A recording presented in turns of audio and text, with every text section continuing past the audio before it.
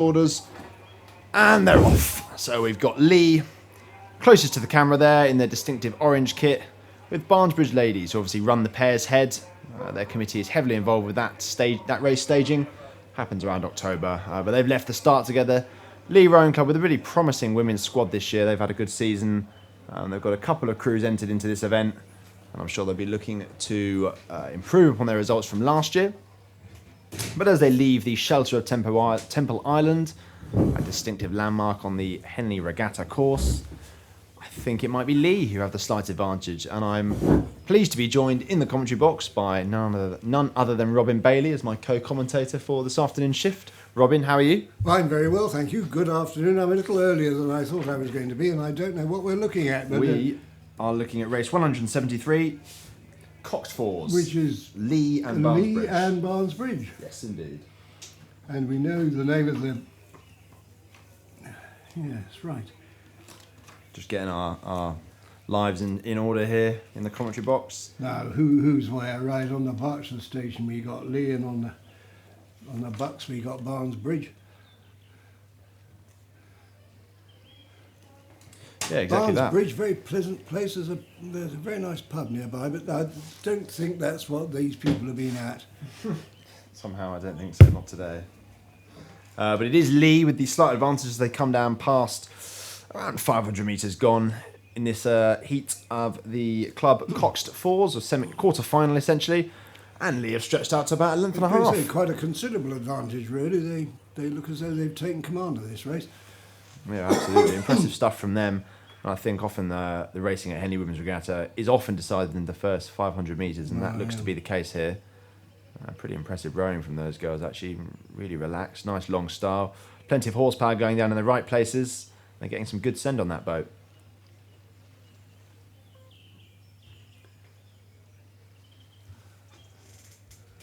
Well, we're getting quite a good look at the umpire's launch disappearing into the distance, but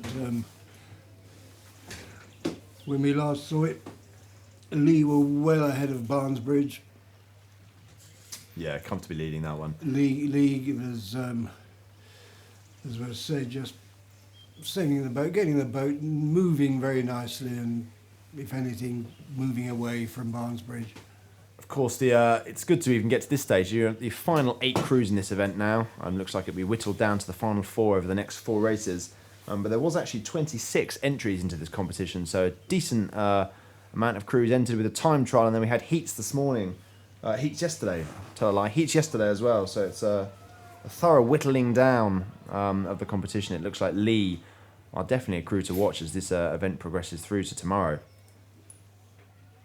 Comfortably ahead now, it must be 3 lengths around about that. So I think if we head back to the start and have a look at what's going on up there for another heat of the club Coxed Fours. Maybe we won't head back to the start, just watching that Lee crew row down. Going past Fawley Court, still happily in the lead. Ah, there we go. Not completely out of touch, but I think that one's fairly much decided. I think Lee, if they want to take it away, they will, won't they? Absolutely. I think we've now moved on to the next heat of the Club Coxed Fours with Wallingford Rowing Club on the Berkshire Station, and Thames Rowing Club on the Buck Station. So we hope for a slightly closer race, and this one makes for a better spectacle for all of you watching at home. Robin, any insight on either of these crews? Well, not really, except that my socks very much resemble the colours being worn by the Thames Rowing Club crew, and I'm afraid, from my personal point of view, this race is going the wrong way round. But I'm not surprised, really. I mean, Wallingford always produce a very strong squad, and whereas Thames have been having an extremely good season, but you can't do it in every boat. No, absolutely not. And it does look like your predictions are eerily correct. Wallingford are indeed stretching out into what looks like a half a length lead, maybe 3/4 of a length. Obviously, they'll be looking to break the elastic band that Camilla was discussing earlier, so they can row their own race. And there you go, some fantastic drone footage of the crews heading down out of the shelter of the Temple Island. And I think Wallingford are up on the Berkshire Station by about 3/4 of a length. So they'll be pleased with that start. First 400 metres, good solid base to build on. Of course, they know that the race won't be over just yet. There's still plenty left to row, and Thames are still in contact, and we've seen crews make up a 3/4 of a length deficit already today. So don't count this one out. Thames, is, certainly with their pedigree and their training behind them, they'll certainly have, I'm sure, an extra gear to go through as they come past the enclosures. The Henley Women's Regatta.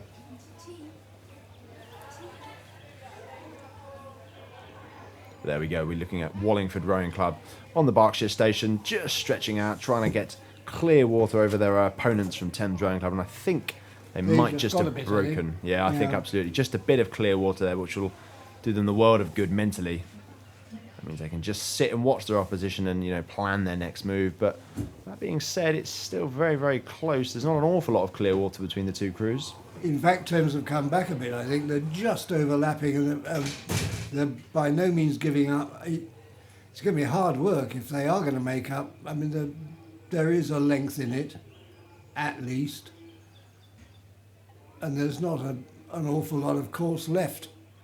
No, maybe not enough to... I think they're going to run out of water, really. Yeah, no, if they don't start their charge soon, they're coming past the enclosures, or just about to come past the enclosures. Yeah. Our little commentary box nestled away by the boat racks. And I think it is going to be Wallingford Rowing Club who continue to control this race. It's not totally comfortable from those girls in their distinctive red and blue kit, with a nice light blue trim down the side, but I think they've stretched out again, haven't they, Robin? Well, I think so, and they also look as if they feel threatened, I think they can just stretch out, put it up a couple of pips and hang on. They seem to me to be in control of this race. As I say, sadly from my personal point of view, but that's the problem with going into races. You always run the risk of losing, don't you? It's part and parcel of competitive sport, isn't it, really? I think there will be Wallingford rowing away past the enclosures. Great support there for those girls. I think we'll head back to the start now to have a look at the next heat of the Club Cox Fours for the Leicester Trophy. They're under starters' orders here.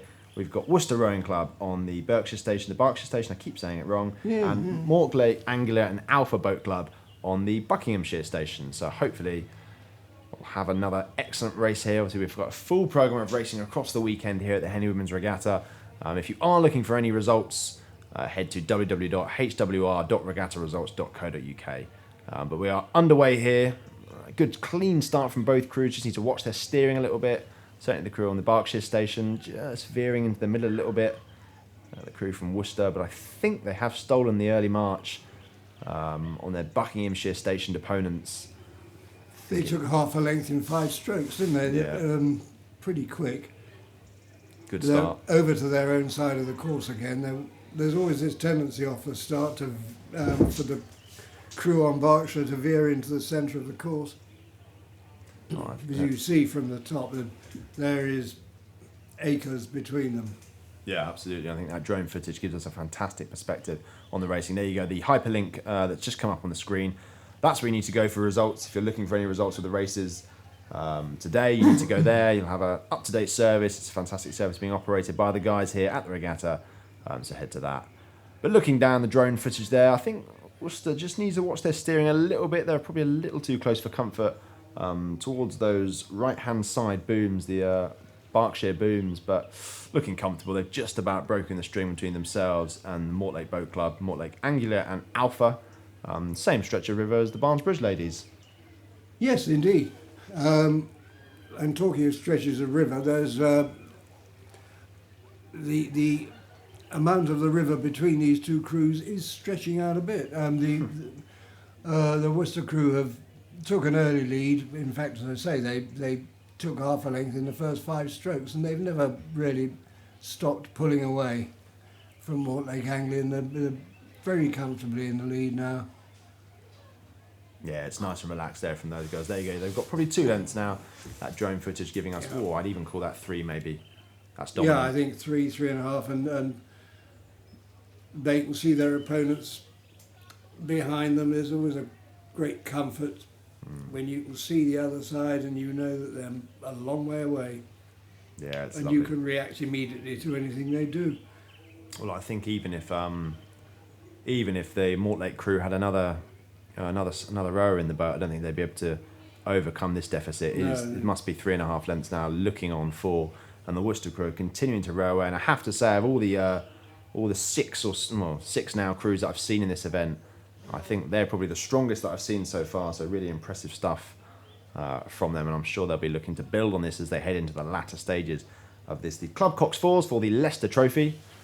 So it's a prestigious trophy. All the trophies here, of course, the girls have been training all year for. The savage winter training through the, from September through to March. Then you'll have a splattering of regatta season with the Bucks Regatta for some, Met Regatta, which was 2 weeks ago, and now they're here on the world famous Henley stretch to race at the world famous Henley Women's Regatta. So we're very pleased to have such a high standard of competition here. But just recapping on this race, I think it is going to be Worcester Rowing Club who are going to take the win here. We'll move back to the start for race 176, our fourth quarter-final of the Club Coxed Fours between Upper Thames Rowing Club on the Berkshire station and St Andrews Boat Club on the Buckinghamshire station. Just still got images there of the Worcester crew taking their rate right down, haven't they, Robin? Looking very relaxed. Yes, I would say if you could ever really be relaxed, even when it looks relaxed and comfortable, it's not actually that comfortable, it hurts. So I'm told. There they are coming past our commentary position. We got to see them live. Yeah, looking pretty chilled down. I think that is an impressive margin, I have to say. But yeah, if we head back down to the start now, there you go. Fourth heat, fourth quarter final of the Club Cox Fours with Upper Thames Rowing Club on the Berkshire station. I'm sure they'll have plenty of home support milling around the banks, and then St Andrews Boat Club on the Buckinghamshire station. St Andrews Boat Club, have to say, not a club I'm particularly familiar with. Robin, I don't know if you can shed any light on them. No, I have to confess I can't. I really should have done, but Upper Thames are just not very far from here.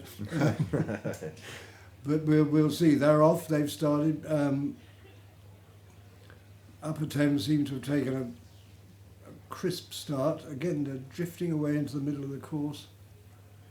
No, the drone picture shows us, in fact, that there's plenty of space between them, but Upper Thames have taken a quarter of a length halfway up the island.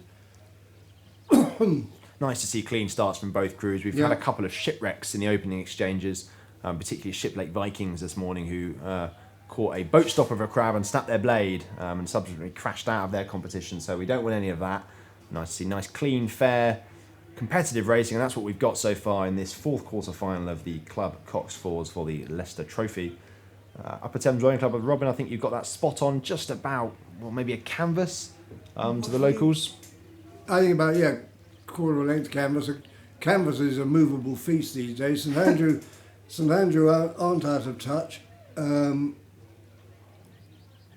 but there's a slight difference in the course they're taking. And Upper Thames are certainly moving away. They've got half a length now. They've been going up sort of half a seat a stroke while we've been talking. And I think Upper Thames now, three-quarters of a length up. Comfortable stuff from those girls, I think. Again, Yep. stretching out to what looks like a fairly... again, we've already discussed this notion of comfortable, in inverted commas, but, that's pretty good stuff from those girls, considering how early in the race we are. Yes, indeed. You've got to keep concentrating, and you certainly can't sit on three-quarters of a length at this stage of a race. You don't know what your opponents are going to do in the second 500. They may have another gear, but not often, it has to be said. No, absolutely. I think it's fairly rare for a crew to row through a length down, especially on the Henley course with the one-on-one nature of the racing. Yeah. Perhaps multi-lane, it's a little different because you've got other crews to spur you on either side of you, but here at Henley, it's just you against someone else, and if they're up and you can't see them in your peripheral vision anymore, makes the going a lot harder. And I think... In fact, Upper Thames, I think, have taken a drop or two of clear water there, and they are just consolidating their lead all the time. Yeah. As so often as you said, the result of a race is so often settled within the first 500 metres in this course. It's not particularly conducive to great commentary from us, but it's nice to see for Upper Thames, I suppose. I was just looking at the drone picture and thinking what a course it is and how lucky we are to be watching rowing at a place like this, in a regatta like this, which has to be the most friendly, relaxed regatta that I attend. And when I say relaxed, it doesn't mean to say that it's not efficient. It works brilliantly. The standard goes up and up and up every year. And everybody smiles most of the time. Except possibly the ladies on the course at the moment, but that's not so much fun. No, I don't think there'll be many smiles from the St Andrews Boat Club crew or their supporters lining the banks, but I'm sure there'll be plenty of cheers as the Upper Thames crew come past us here in the commentary booth. I'm sure there'll be a good cheer that goes up for them. But this is a great regatta to be part of, and it's a great place to hold the regatta, and everything's right about it, really. And as I say, the standard of rowing has gone up and up and up over the years. I've been coming here for quite a long time, really. Hesitate to say how Too long in living memory, I think. Well, there are still people alive who remember my first visit.